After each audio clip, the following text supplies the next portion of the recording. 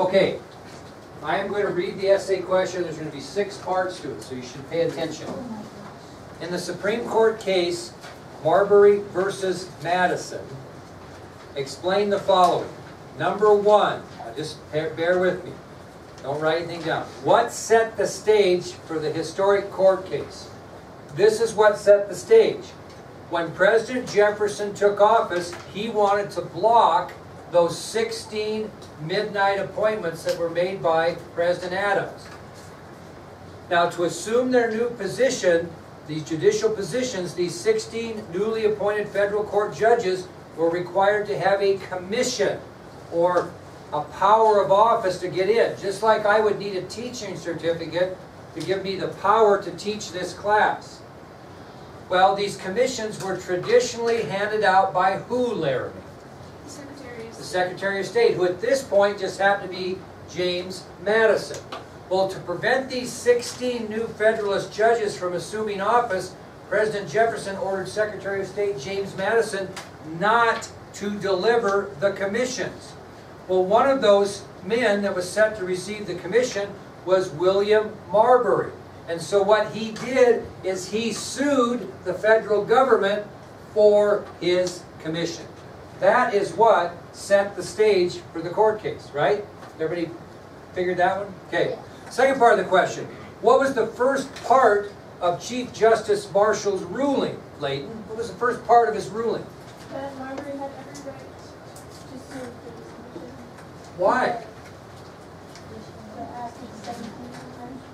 That's the important part of this, or it's not going to make sense. He did have every right to his commission as right virtue to the Judiciary Act of 1789. Okay, so the answer to what was the first part of Chief Justice Marshall's ruling is that Marbury had every right to his commission, according to the Judiciary Act of 1789. Carla, what was the second part of his ruling? He deemed the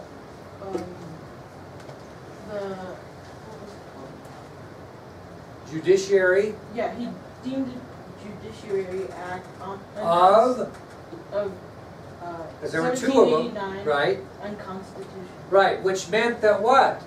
That Marbury would not have the right to his commission.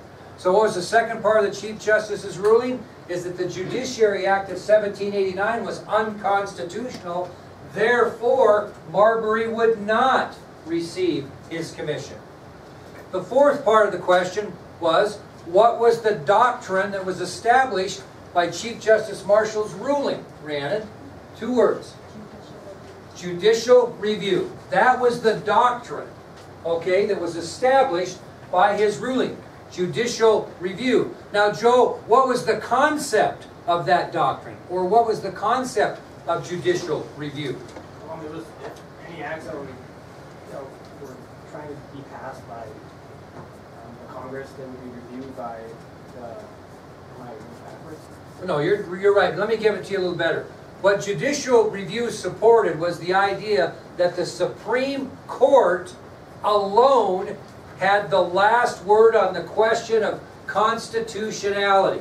In other words, the Supreme Court would rule whether something was constitutionally correct or unconstitutional. Okay? So if you look at judicial review, when I say to you, what was the concept of that doctrine? Judicial review basically supported the idea that the Supreme Court alone would have the last word on the question of constitutionality, whether something was constitutional or unconstitutional. Does that make sense? Okay. Now, what did President Jefferson do in retaliation for Chief Justice Marshall's ruling? The other class got this. I was a little surprised. They thought a little deeper than I thought they might. What did he do? What did Jefferson do in retaliation for Marshall's ruling? Come on. Don't get anyone. What do you do, Lily? What? Of who specifically? What? Who specifically did he begin impeachment processes again? He didn't actually do it. He talked the House into impeaching who? Samuel Chase. Who? What was his position? What was he? I guess he was a federal judge. Where at? Which court? Which one? The big one. Supreme Court. He was a Supreme Court justice. So what did Thomas Jefferson do in retaliation for Chief Justice Marshall's ruling? He talked the House of Representatives into impeaching Supreme Court Judge Samuel Chase. And what was the end result of that, Porter? The House impeached him. What did the Senate do? They ruled that he was innocent. Yeah, acquitted him. Yeah, acquitted him. Okay? So let's look at that question again. Here's the question. In the Supreme Court case Marbury versus Madison, explain the following. 1, what set the stage for the historic court case? Jefferson took office. He didn't want to see the 16 judges appointed that were appointed by the midnight appointments of President Jefferson, or excuse me, President Adams. So what he did is he didn't. I want you to get all this detail. So let's let you guys do it. Julie, give me the first stage set for the historic court case. Why did it even come about? Because President Jefferson did what? Was trying to get rid of the 16 midnight judges, midnight Appointments. appointments. Yeah. That's what it was. Okay, so Megan, what did these midnight appointments, or these 16 federal judges that were to assume office, what did they need to become a federal justice? Commission. Commission. And who normally, Kyra, would give that commission to those judges? The Secretary of State. Well, the Secretary of State would normally. So what did Jefferson do then, Elisa? What did he order his Secretary of State, James Madison, to do?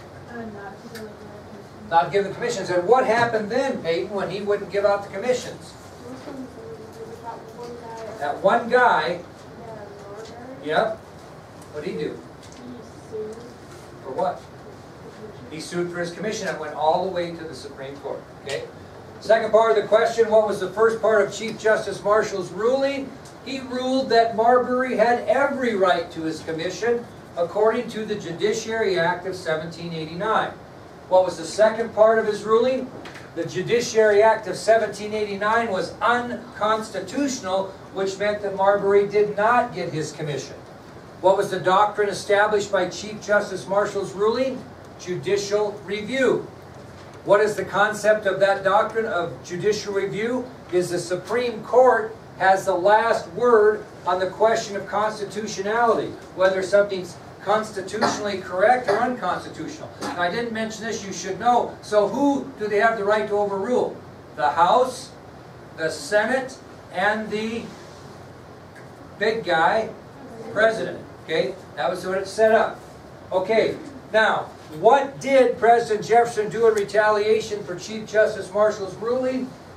He talked the House of Representatives into impeaching Samuel Chase, Supreme Court Justice. However, the Senate acquitted him. There you go. Okay? All right, that's the first essay. We'll move on to the second essay. I'll read it to you first.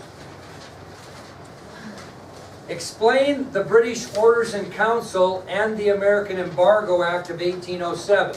Now, before you panic and go, oh my God, listen to what I'm asking for. The first part of that.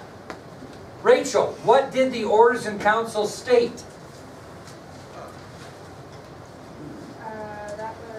What did the British Orders in Council state? That was forbidding to enter foreign. That'll get you a 0. What did the Orders in Council forbid?